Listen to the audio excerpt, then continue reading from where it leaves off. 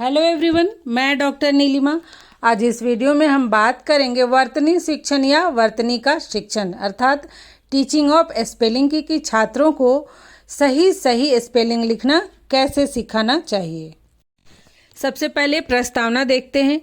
तो भाषाई कौशल सीखने के क्रम में बालक सुनना और बोलना बड़ी ही सरलता से सीख लेते हैं अर्थात अनुकरण के द्वारा सीखते हैं। उनके घर के सदस्य जिस भी भाषा में बात करते हैं उसे वो सुनते हैं और उसी तरह से बोलना सीखते हैं। इसके पश्चात उन्हें आसपास की चीज़ों को पहचानना सिखाया जाता है। जैसे सबसे पहले आप देखेंगे कि शरीर के अंगों के विषय में बताया जाता है, आसपास की चीज़ों के विषय में बताया जाता है, ये क्या है, टेबल है, कुर्सी है, टीवी है इत्यादि। घर में परिवार के सदस्य उन्हें चित्र वाले किताब के माध्यम से भी विभिन्न वस्तुओं को पहचानना सिखाते हैं। जैसे स्कूल में एडमिशन लेने से पहले हर एक पेरेंट्स छोटे छोटे बुक्स ले आते हैं जिसमें चित्र भी दिए होते हैं, उनके नाम दिए होते हैं और बच्चे जब समझने लायक हो जाते हैं तो वो उसे देखकर बताते हैं। लगभग 2.5 वर्ष की उम्र में बच्चों का नामांकन विद्यालय में करवा दिया जाता है। जैसे बच्चे प्ले स्कूल में चले जाते हैं आजकल 2.5 साल में, जहां उन्हें वस्तु से संबंधित अक्षरों एवं शब्दों की पहचान कराई जाती है।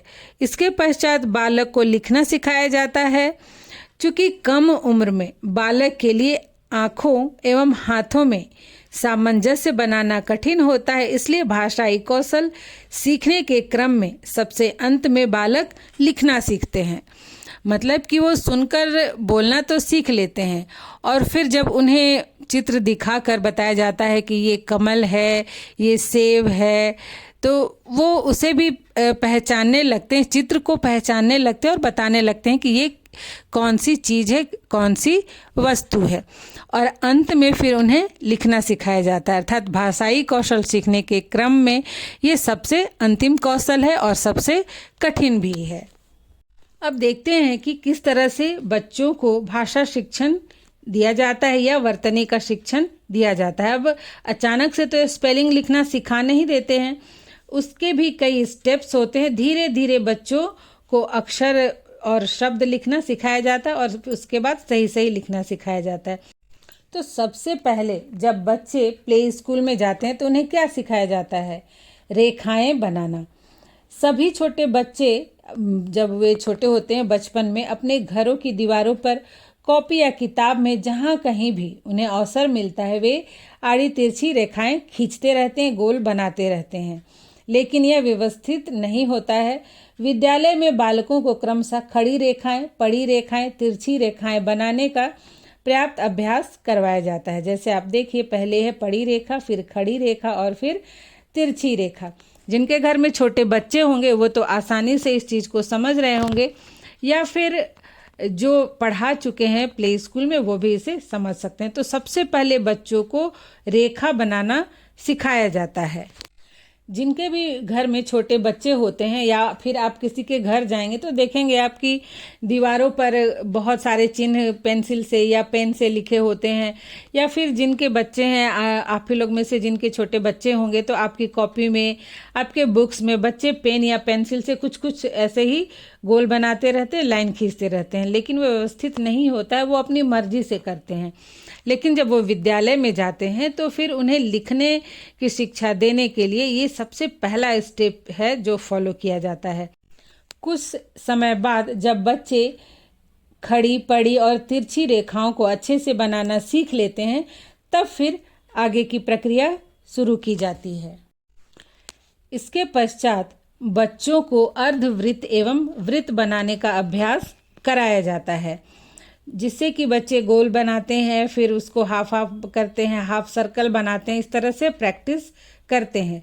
मैंने पहले ही कहा था कि शुरू में बच्चों के हाथों में, उंगलियों में और आँखों में सामंजस्य नहीं होता है, तो ये इस कार्य को वो बहुत अच्छे से नहीं कर पाते हैं। इसके लिए उन्हें अभ्यास की आवश्यकता होती है। नंबर 3 है विभिन्न प्रकार की रेखाओं, वृत्त एवं अर्धवृत्त की सहायता से अक्षर बनाने का अभ्यास। मतलब कि जो छात्र हैं वो पड़ी, खड़ी, तिरछी रेखाओं को बनाना सीख लेते हैं, अर्धवृत्त और वृत्त को बनाना सीख लेते हैं, तब इसकी सहायता से उन्हें अक्षर बनाना सिखाया जाता है। तो शुरू में इसमें आसान अक्षरों को लिखना सिखाया जाता है और बाद में फिर जिन अक्षरों की बनावट कठिन होती है उसे सिखाया जाता है। हालांकि जब हमने सीखा था तो हमें सीधा ही सिखाया जाता था, क ख ग घ से ही शुरू किया जाता था और अ आ से शुरू किया जाता था। नंबर 4 है वर्णमाला का अभ्यास।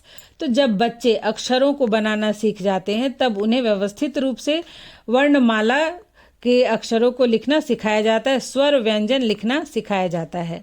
नंबर 4 है स्वरों की मात्राओं का अभ्यास। तो जब बच्चे स्वर एवं व्यंजन लिखना सीख जाते हैं उसके बाद उन्हें स्वरों की मात्राओं का ज्ञान दिया जाता है और उसको लिखने का अभ्यास करवाया जाता है।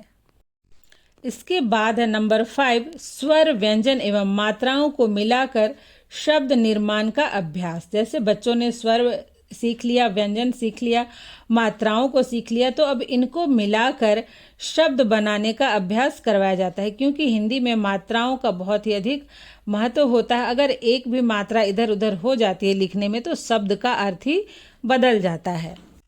इसके पश्चात है मात्राओं को मिलाकर शब्द लिखने के साथ साथ पढ़ने एवं उच्चारण करने का अभ्यास।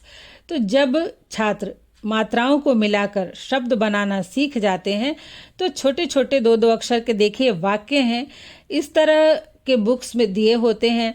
यहाँ पर जो भी शब्द बना रहे हैं उसे संबंधित पिक्चर होते हैं और 2-2 शब्द के देखिए वाक्य हैं, छोटे छोटे वाक्य हैं जिसमें कि मात्राओं को अलग से कलर किया हुआ है।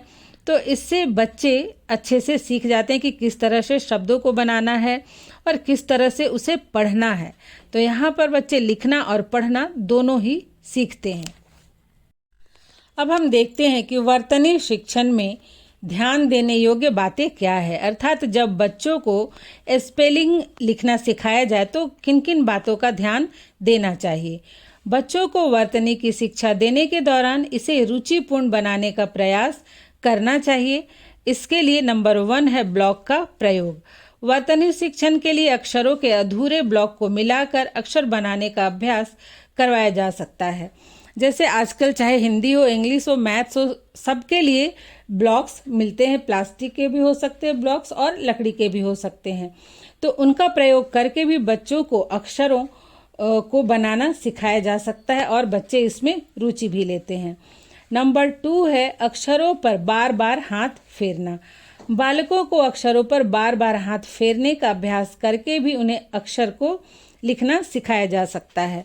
जैसे पहले के समय में स्लेट पर बड़े बड़े आकार में लिख दिया जाता था एक एक अक्षर को और फिर पेरेंट्स कहते थे, बच्चों को देते थे उस पर हाथ फिराने के लिए, या फिर स्कूलों में भी दिया जाता था। पर अब ये परंपरा नहीं रही, अब सीधे कॉपी में ही लिखना सिखाया जाता है। लेकिन अक्षरों पर बार बार हाथ फेर कर अगर बच्चों को सिखाया जाए तो इससे भी वो अक्षरों की बनावट को अच्छे से सीख जाते हैं, याद कर लेते हैं। नेक्स्ट है छोटे श्यामपट्ट या मैजिक श्यामपट्ट पर अभ्यास। तो पहले के समय में या फिर हमारे ग्रामीण क्षेत्रों में अभी भी स्लेट पर ही सबसे पहले लिखना सिखाया जाता है और अब तो मैजिक स्लेट है वो भी उपलब्ध है, जिसमें कि ना लिखने के लिए पेन की ज़रूरत है और ना ही मिटाने के लिए डस्टर की ज़रूरत है। उसमें ही पेन दिया हुआ होता है, बस उसको चलाना होता है। तो स्लेट का भी उपयोग करके छात्रों को लिखना सिखाया जा सकता है। नंबर 4 है लेखनी पकड़ने का अभ्यास। अब बालकों को लेखनी सही तरीके से पकड़ने का भी अभ्यास अवश्य ही करवाना चाहिए, जिससे अक्षरों की बनावट सुंदर हो तथा लिखने में भी उनके हाथों में दर्द ना हो। अगर बच्चों को गाइड नहीं किया जाएगा तो कोई बच्चे एकदम नोक के पास जाकर पकड़ते हैं तो कोई बच्चे बहुत ऊपर पकड़ते हैं, तो इन सब का ध्यान रखना चाहिए। नंबर 5 है अक्षरों की बनावट का अभ्यास। तो छात्र सुंदर एवं सुडौल अक्षर लिखें, इसके लिए उन्हें अक्षरों की बनावट का पर्याप्त अभ्यास करवाना चाहिए। नहीं तो कोई छात्र अधूरे अक्षर भी लिखने लगते हैं, कोई तिरछा तिरछा भी लिखने लगते हैं। तो इस तरह से अक्षरों की बनावट का भी पर्याप्त अभ्यास होना चाहिए। नेक्स्ट है नंबर 6 बोलकर लिखने का अभ्यास। तो छात्रों को वर्तनी की शिक्षा देते समय जब छात्र लिख रहे हों तो उनमें यह आदत डालनी चाहिए कि वे लिखे जाने वाले शब्द का उच्चारण भी करें। इससे छात्रों को शब्दों के शुद्ध उच्चारण का अभ्यास होता है तथा वर्तनी में भी अशुद्धियां होने की संभावना नहीं रहती है। जैसे बीएड में भी जब छात्रों को ट्रेनिंग दिया जाता है तो उसमें कहा जाता है कि ब्लैक बोर्ड पर आप जब भी लिखें तो बोलते हुए लिखें, इससे गलतियां नहीं होंगी। नंबर 7 है बच्चों की रुचि का ध्यान। तो वर्तनी शिक्षण के समय छात्रों की रुचि का भी ध्यान रखना चाहिए, अर्थात जब बच्चे लिखना चाहे तभी लिखवाना चाहिए। अगर बच्चे ऊब रहे हों ऐसा लगे तो तुरंत ही लिखाना बंद कर देना चाहिए। नेक्स्ट है नंबर 8 अक्षरों एवं शब्दों की शुद्धता का निरीक्षण। बच्चों द्वारा लिखे गए शब्दों का सावधानी से निरीक्षण करना चाहिए तथा जहां गलती हो उसे तत्काल ही सुधारने को कहना चाहिए। अर्थात यदि छात्र ब्लैक बोर्ड वर्क को अपनी कॉपी पे उतार रहे हो या फिर वो डिक्टेशन लिख रहे हो, इन सबको देखना चाहिए कि छात्र क्या लिख रहे हैं और उनकी गलती को तुरंत ही सुधरवाना चाहिए। नंबर 9 है लिखने के समय का ध्यान। तो बच्चों को लिखने की शिक्षा देने के दौरान बहुत अधिक समय तक लेखन कार्य नहीं करवाना चाहिए। बच्चों की आयु, क्षमता एवं रुचि को देखते हुए लेखन कार्य संपादित करना चाहिए। मतलब बहुत ज़्यादा अगर लिखवाएंगे तो उसमें भी बच्चे उबने लगते हैं और फिर गलत लिखने लगते हैं, उनकी हैंडराइटिंग खराब होने लगती है। तो इसलिए लिखने का समय भी बहुत अधिक लंबा नहीं होना चाहिए। अब नेक्स्ट है नंबर 10 सुलेख। छात्रों को वर्तनी की शिक्षा देने में सुलेख एवं श्रुति लेख कार्य का भी अत्यंत महत्वपूर्ण स्थान होता है। सुलेख के द्वारा जहाँ छात्रों की लिखावट सुंदर बनती है, वहीं छात्र जब लिखते हैं तो वे लिखे जाने वाले शब्दों की वर्तनी पर भी ध्यान देते हुए लिखते हैं, जिससे उन्हें विभिन्न शब्दों की सही सही वर्तनी का ज्ञान होता है। और अंत में है श्रुति लेख। श्रुति लेख में छात्र शिक्षक द्वारा बोले गए शब्दों को या फिर वाक्य को सुनकर लिखते हैं। उसके बाद छात्रों द्वारा लिखे गए कार्य को छात्र या तो स्वयं किताब देखकर सुधारते हैं या फिर छात्र द्वारा लिखे गए शब्द या वाक्य को शिक्षक सुधारते हैं। इससे भी छात्रों में सही वर्तनी लिखने के प्रति जागरूकता बढ़ती है। प्रत्येक छात्र की यह इच्छा होती है कि वह श्रुति लेख में कम से कम गलतियां करें।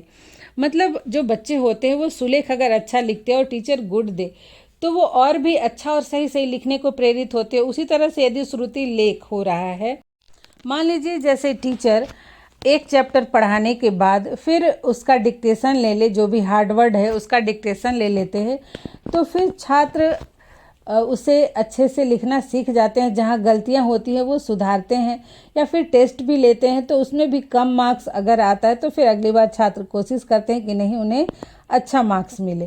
तो इस तरह से जो श्रुति लेख है या सुलेख है, ये वर्तनी शिक्षण के लिए बहुत ही महत्वपूर्ण माना जाता है और लगभग प्राथमिक स्तर पर सभी विद्यालयों में इसका उपयोग किया ही जाता है। तो इस प्रकार से छात्रों की वर्तनी को सुधारने के लिए, उन्हें वर्तनी का शिक्षण देने के लिए, उन्हें भाषा शिक्षण देने के लिए इस प्रक्रिया का पालन किया जाता है। हम सब भी जब छोटे थे तो हमने भी इसी विधि से लिखना सीखा था। तो आशा करती हूँ ये वीडियो आपके लिए हेल्पफुल होगा। आज यहीं तक, मिलते हैं नेक्स्ट वीडियो में।